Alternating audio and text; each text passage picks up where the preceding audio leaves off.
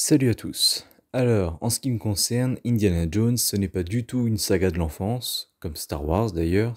J'ai rien contre Lucasfilm, hein, c'est vrai que c'est un point commun un peu bizarre. Ce n'est pas du tout des sagas de mon enfance, ce qui fait que parfois je peux aimer des films que tout le monde déteste, ou voilà, vice versa. Je les ai découverts pour la première fois de décembre 2022 à janvier 2023, pour la première fois, et là je les ai revus il y a moins de 10 jours pour aller voir le 5. Mon premier rapport avec la saga. Le 1, j'avais trouvé ça sympa, sans plus, enfin bon voilà. Le 2 m'avait vraiment beaucoup déçu, je me suis dit putain c'est ça Indiana Jones, c'est ça cette saga et tout, culte et tout, enfin j'ai l'impression que je n'ai pas aimé du tout. Le 3 était un petit peu plus sympa, même si niveau visionnage il m'est arrivé un petit truc, mais bon, voilà. Et le 4, je l'avais beaucoup, beaucoup apprécié. Parce que bon, oui, moi le truc des extraterrestres et tout, crâne de cristal et tout, enfin c'était vraiment tout ce que je connaissais de cette saga Indiana Jones, c'était les crânes de cristal. Et moi j'attendais de savoir ce que c'était, et puis comme par hasard c'était pour le dernier film. Donc voilà, je l'avais beaucoup attendu et tout. Deuxième rapport, alors, donc là cette fois-ci je les ai vus dans l'ordre chronologique, parce qu'on m'avait pas dit, mais du coup le 2 se passe avant le 1. Donc j'ai regardé le 2, je l'ai un petit peu plus apprécié, quand même. Le 1 aussi, le 3 je l'ai beaucoup plus apprécié, et limite en fait plus que le 4 qui était mon préféré je crois avant, et là je sais pas. Donc voilà pour la saga. Donc le 5, moi j'y allais bizarrement, hein, c'est pas un truc de l'enfance et tout, j'ai attendu ce film depuis quoi, 6 mois, donc au plus tard, depuis que j'ai vu les films, et pourtant je l'attendais beaucoup, je fondais beaucoup d'espoir en ce film, j'y croyais et tout, vraiment j'étais plutôt confiant. Donc j'y suis allé plutôt content, un peu refroidi par ces 2h34 parce que tous les autres Indiana Jones font 2 heures, pile à peu près, pour 5 minutes de plus ou de moins globalement. Donc j'avais un peu peur, mais finalement, si je peux y venir tout de suite, le film est très bien rythmé et je n'ai pas senti les 2h34 passer. Il y a même un moment où je vais y revenir, hein, mais il restait qu'une heure de film et je me suis dit, attends, mais du coup ça va déjà se finir et tout, enfin j'y reviendrai. Donc ça, c'est le bon point vraiment que je ne peux pas retirer à ce film me concernant. C'est que je me suis pas vraiment emmerdé. Et pourtant, j'étais fatigué, hein. J'ai baillé pas mal de fois, mais c'est parce que j'étais fatigué, parce que j'ai des voisins en face très irrespectueux. Donc voilà, j'ai très mal dormi et très peu dormi. Donc j'étais fatigué, mais ce n'est pas à cause du film. Donc je peux pas retirer ça à ce film. Le problème, je dirais, avec ce film, c'est que pour moi, il y a potentiellement aucune scène, aucun élément, aucun détail, aucune réplique, tout ça qui pourrait devenir culte. Et c'est ça qui est con, parce que même sans les avoir vus en fait, je connaissais quand même certains trucs. Oui, quand je disais que le seul truc que je connaissais c'était les crânes de cristal, je parle de thème d'évocation. Enfin, je connaissais au moins le nom, le titre, alors que les autres non. Alors que voilà, comme je disais dans le 1, je connaissais au moins la scène où Indiana Jones tente d'échapper à la grosse boule là, qui menace de l'écraser.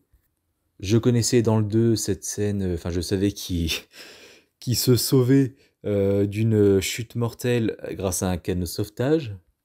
Je savais dans le 3 qu'il y avait Sean Connery, et je savais dans le 4 qu'il y avait ce frigérateur que tout le monde déteste, cette explosion nucléaire avec le plan et tout, quand il la regarde et tout.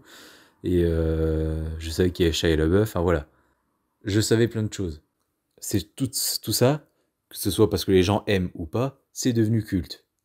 Là, je pense que dans 25 ans, si je cache ces films-là à mes enfants, ils ressortiront les mêmes scènes que moi, que je vous ai citées, mais du 5, je pense qu'ils n'en retireront rien. Ils se diront, ouais, apparemment, il y a eu un 5 ou quoi, mais je pense que jamais personne ne parlera de ce film, de dira, ah ouais, ça c'est culte, cette séquence est géniale et tout. Je pense que tout le monde s'en foutra. Et c'est plutôt dommage parce que du coup, ça veut dire que le film sera peut-être oublié. Et s'il survit, ce sera plus grâce au nom Indiana Jones, parce qu'il appartient à cette saga, plutôt que parce qu'il est génial et grandiose ou je ne sais quoi. Sans dire qu'il est pourri, hein, mais déjà vraiment j'ai senti ça quoi. Enfin vraiment en dehors de la première scène qui se passe dans le passé, durant la Seconde Guerre mondiale, ou au pire la course-poursuite à Tanger, vraiment, pour moi, aucune autre scène n'a la possibilité, n'a les ingrédients nécessaires pour être culte. Et tant qu'on parle d'ingrédients, on est beaucoup, donc avec mon pote, avec plein de critiques sur YouTube, on est beaucoup vraiment à sentir que, à ne pas dire que c'est une merde, mais que, ouais, on retrouve pas l'âme Indiana Jones. Alors lui, il a émis, j'ai un pote qui a émis l'hypothèse que c'est parce que c'est pas Spielberg. Comme j'ai dit, moi je m'en fous, hein. Moi, tout ce que je retiens, c'est est-ce que le film est bon ou pas, et qui le réalise, je m'en fous. Admettons, James Cameron ne réalise pas Avatar 3. Si Avatar 3 est pourri, je me dis pas, ah bah oui, bah il est pourri parce que c'est pas James Cameron, on n'a pas sa patte ou je sais pas quoi. Non, je dirais Avatar 3 est pourri parce que bah, tel réalisateur a fait de la merde. Je m'en fous en fait de qui réalise. Ça a son importance évidemment, mais vous voyez ce que je veux dire quoi. Alors déjà, le film commençait mal parce que pas notre prod. T'as une image fixe pour Disney 100, ouais, trop cool, génial, Disney à 100 ans. Ensuite, t'as une image fixe, pareil, de Paramount. Tu vois même pas les étoiles défiler ou je sais pas quoi. Non, non, c'est juste une image fixe Paramount. Et ensuite, une image fixe, alors qui scintille peut-être comme pour les Star Wars, mais une image fixe en tous les cas de Lucasfilm. Et ensuite, premier plan du film, c'est sur une serrure, je sais pas quoi. Et la superposition du logo Paramount avec un élément du décor qui apparaît derrière, non, on va se refoutre. Je sais que c'est rien, mais je suis pas tout seul à l'avoir souligné, donc merde, je suis pas fou. On fait ça depuis 81, je crois, qui est sorti le premier. On fait ça depuis le début. On l'a eu dans les 4 films. Pourquoi changer ça maintenant? C'est à ce rythme-là, c'est un code. Fallait le faire à chaque fois. Et le pire, c'est ça qu'en fait, moi je me demandais, donc du coup, est-ce qu'ils vont mettre le logo Paramount ou quoi? Est-ce qu'ils vont pas le mettre du tout ou quoi? Enfin là. Donc dès le début, moi je me préparais à ça. Et finalement, bah oui, ils l'ont mis, mais finalement c'était juste pour se foutre de ma gueule. Parce que bah du coup, ouais, on le met, hein. Mais non, non, t'auras pas ta fusion avec un élément du décor. Ok, super, sympa, merci.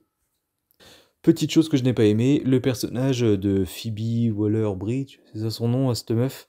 En gros, son personnage, bien qu'il doit être proche de Indiana Jones, ben il n'en a rien à foutre. Et en fait, elle m'a rappelé ces connasses de Zombieland. Alors dans le 1, ça passe, mais dans le 2, ils ont quand même passé, je l'ai dit dans ma critique, hein, je crois, ils ont passé 10 ans avec ces mecs, Woody Harrelson et Jesse Eisenberg, et pourtant, bah non, ils en ont toujours rien à foutre. Enfin, ils peuvent les jeter comme ça, comme une vieille chaussette, et puis bah les couilles.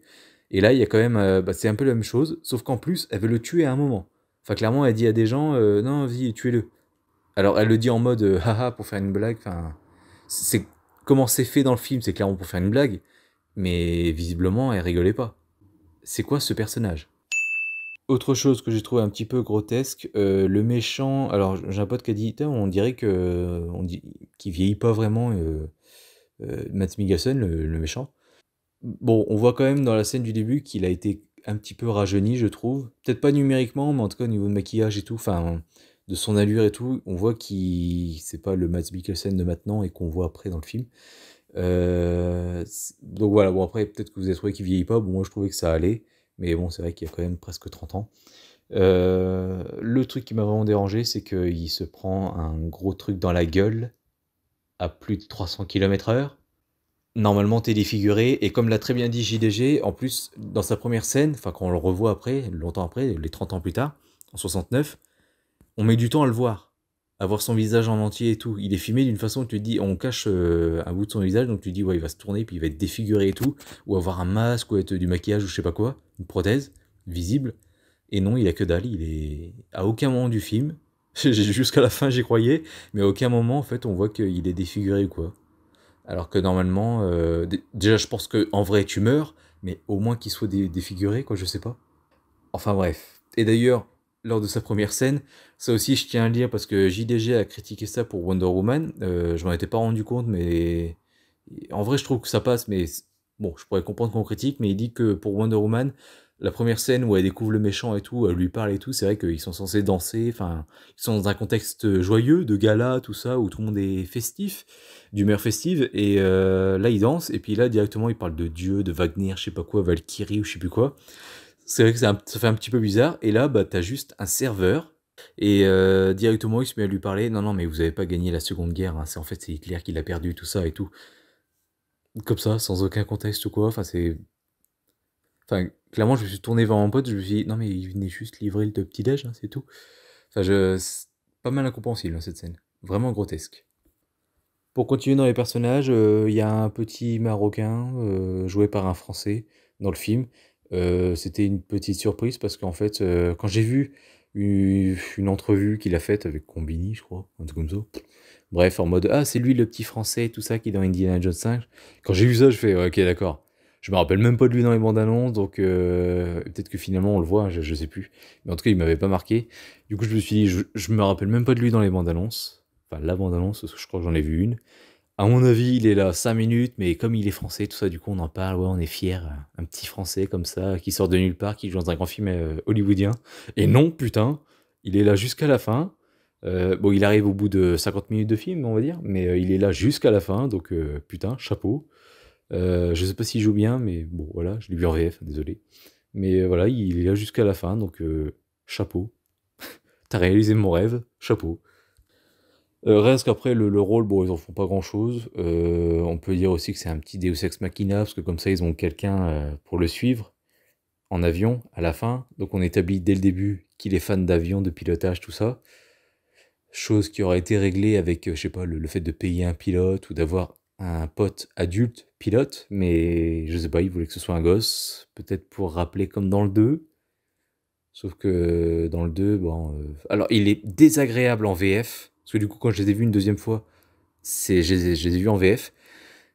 Dans la VF, 2001 est désagréable, je n'aime pas du tout, mais alors en VO, ça passait plutôt bien. Enfin, et de toute façon, c'est un enfant, donc avec son attitude, tout ça, le fait qu'il soit bah, tout petit, tout fragile, il faut le protéger, tout ça. Puis c'est un enfant, donc voilà, il gagne l'aspect, la carte je suis mignon, tout ça, voilà, je suis gentil. Lui, bon, il est déjà un peu plus grand, tout ça, on s'en fout un peu plus, quoi. Donc déjà, il a même pas cette carte-là, et il fait rien non plus pour être... il est drôle à certains moments, mais drôle comme Spider-Man, comme enfin n'importe qui, comme tous les rôles de jeunes de maintenant, en fait. C'est voilà, il a pas plus de personnalité que ça, il balance deux trois vannes et puis c'est tout. Mais bon, après que le personnage soit un peu con, enfin nul, vide, bon, ça s'en fout. Tant mieux pour l'acteur, ça c'est sûr. Mais niveau personnage, un peu vide. Petit truc que j'ai bien aimé, à un moment, un ami de Indiana Jones meurt. C'est au moment en fait où il s'enfuit de quelque part, et puis bah lui, bah il peut pas s'enfuir parce qu'il est tué avant. Et donc voilà, donc ensuite ils élaborent tout un petit plan et tout pour s'enfuir et tout. Donc voilà, ils pensent à autre chose, c'est sûr. Puis après ils s'enfuient et tout. Ils sont contents de s'enfuir. Et là, Indiana Jones, hé, hé, hé, j'ai perdu un ami. Et là, hop, au moins elle le respecte et dit, oui, pardon, désolé. Voilà. Ça, j'en ai discuté avec quelqu'un, il avait pas senti comme ça, mais je l'ai senti vraiment comme un tacle à... Bah, c'est Marvel qui a instauré ça, désolé, mais comme les films Marvel et tous ceux qui ont copié par la suite les films Marvel, et qui font que bah, plus rien n'est tragique, il n'y a plus rien de dramatique, parce que le spectateur, bah, lui, il est venu passer un bon moment. Donc il faudrait surtout pas déprimer pendant 2 minutes dans le film, non, non, c'est... Faut que ce soit joyeux, fun, cool, amusant. Voilà. Et bah non. Ce film-là ne le fait pas, et il les remet bien en place en mode sinon j'ai perdu un ami, enfin voilà. Donc tout n'est pas super et tout, la vie est un long fleuve tranquille, enfin la vie est en rose, voilà. J'ai apprécié, parce que je me suis dit, ah putain, ça fait plaisir. Et vraiment le film est à fond là-dedans, puisque, enfin aussi, parce qu'il y a aussi une autre scène touchante où il parle de sa situation familiale, Indy.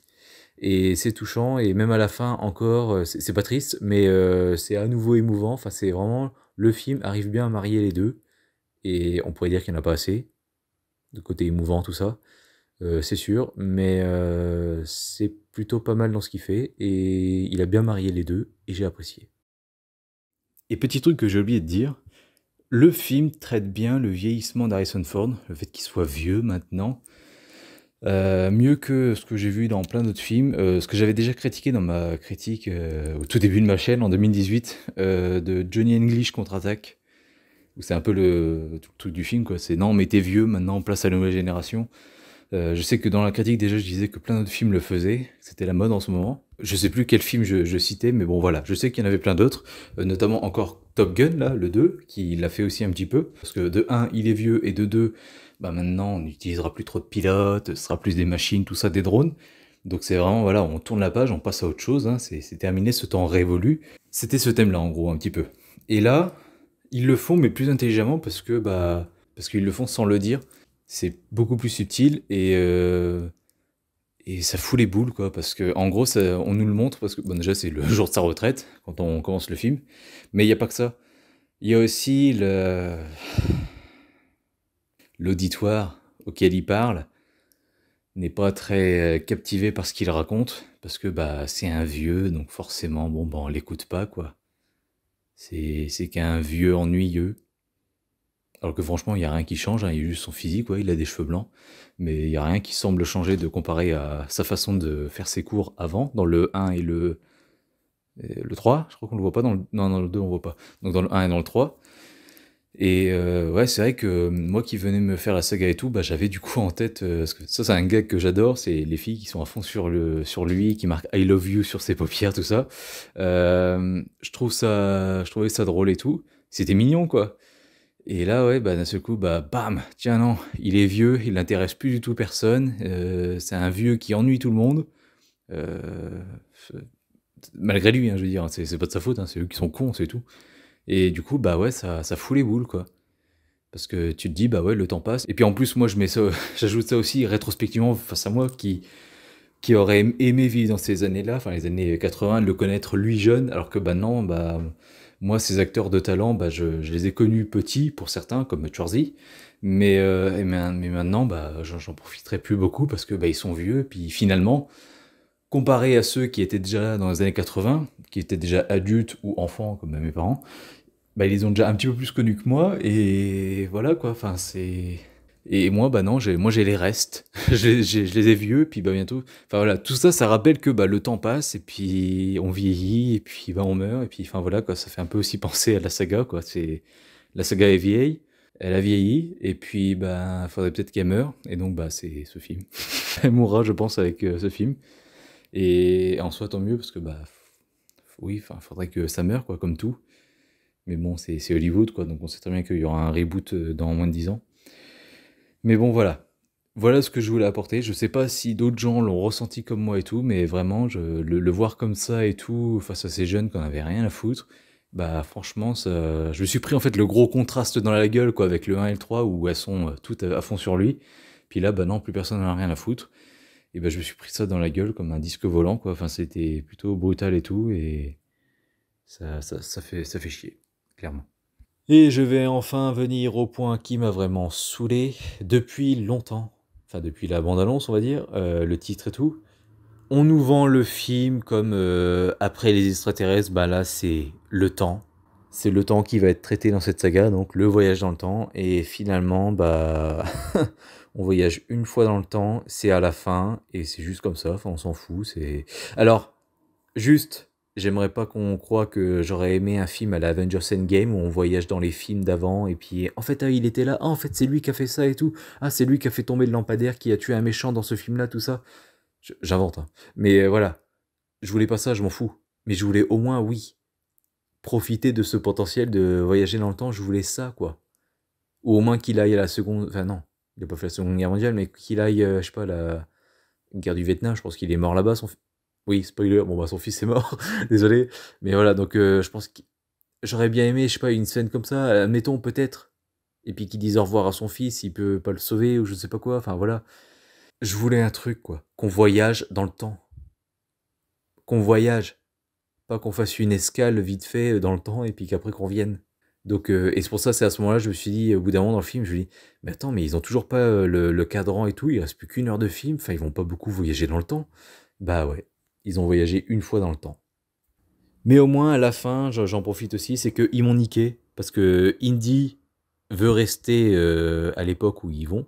Et je m'attendais justement, voilà, parce que elle commence. Donc lui, il dit qu'il veut rester, tout ça.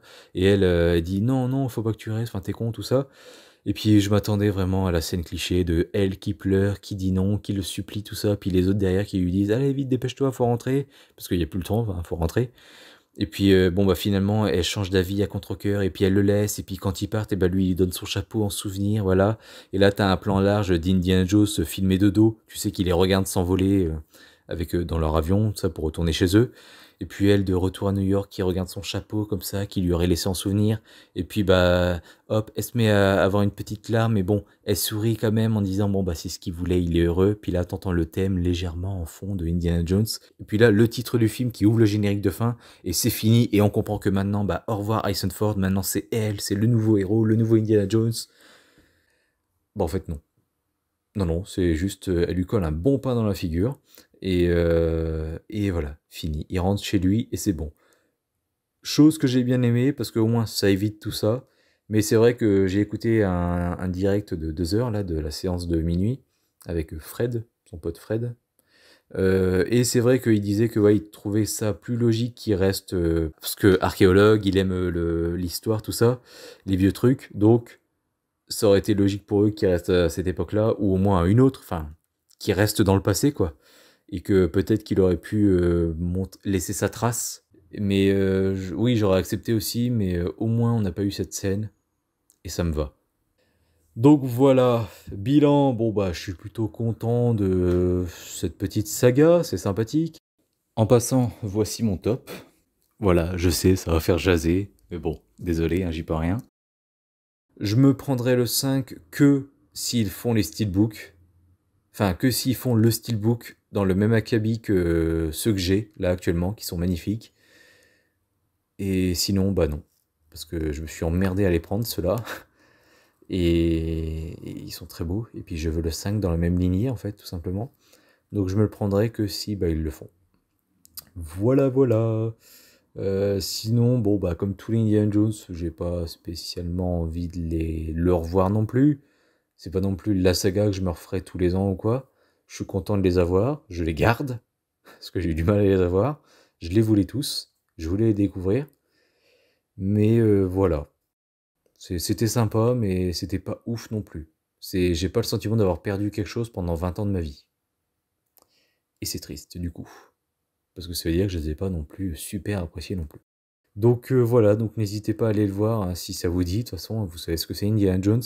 Franchement, entre Star Wars 7 et Indiana Jones 5, je pense que la saga Indiana Jones s'en sort mieux que Star Wars. Et voilà.